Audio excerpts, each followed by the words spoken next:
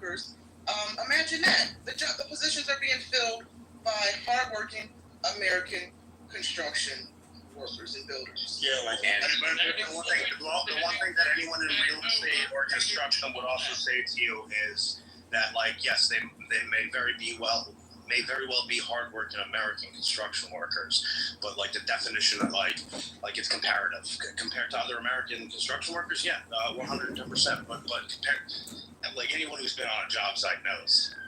Because that's also a loony conservative. Yes, and I agree with you. That's a loony liberal talking point that they're taking jobs that Americans don't want or anything like that. There's so many people who are looking for jobs that I'll be happy with that. When you say, hold on, Pat. Is that like? Oh, Pat, hold on. Question for you.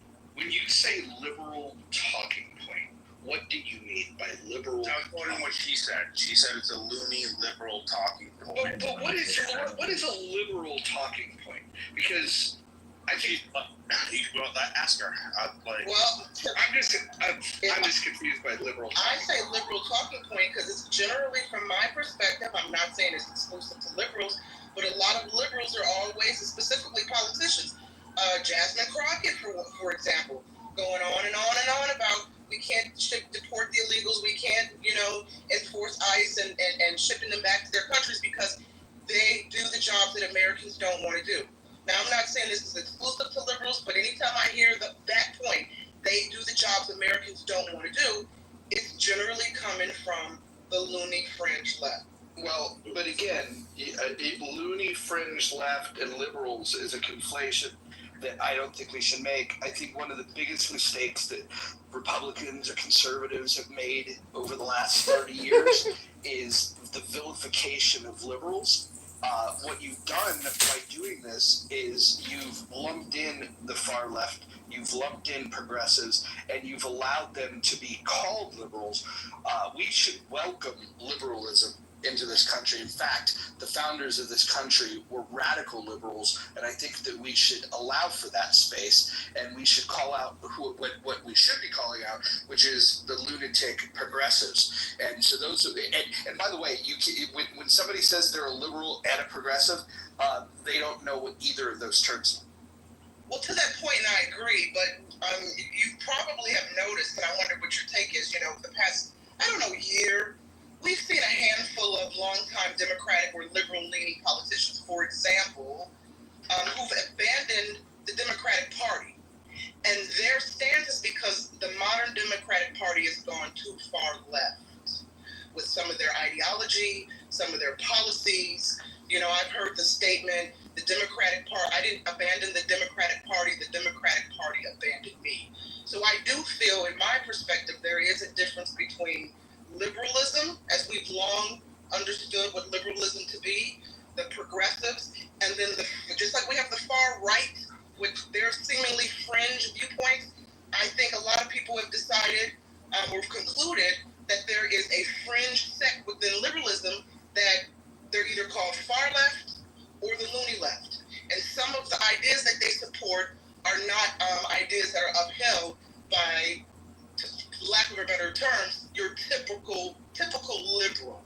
So when I call them loony liberals, I'm not lumping the progressives and the old school liberals under that umbrella. But I get your point. Yeah, and again, I think these terms are important, and I think a lot of people just think that that they're all synonymous, and leftists, right?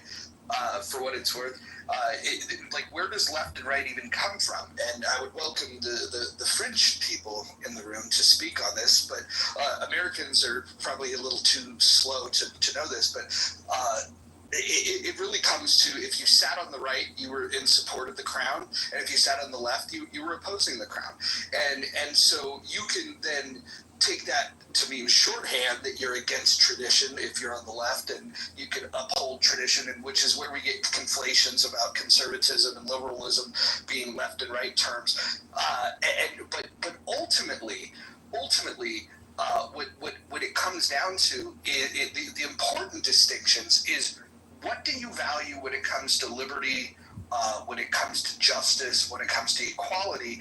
And what we find is that the progressives are the ones that want to weaponize government to force equality. And really, what would save us all is if we would go back and listen to the classical liberals, which came up with these great ideas, which many conservatives, not the ones today that are running around calling themselves conservatives that want to weaponize government as well, but the ones that said, hey, look, those are some pretty bitchin' ideas that those radical liberals came up with. We should conserve those ideas, right? So that you can have conservatives that are protecting classical liberal ideas. There's a lot of synergy between these two groups.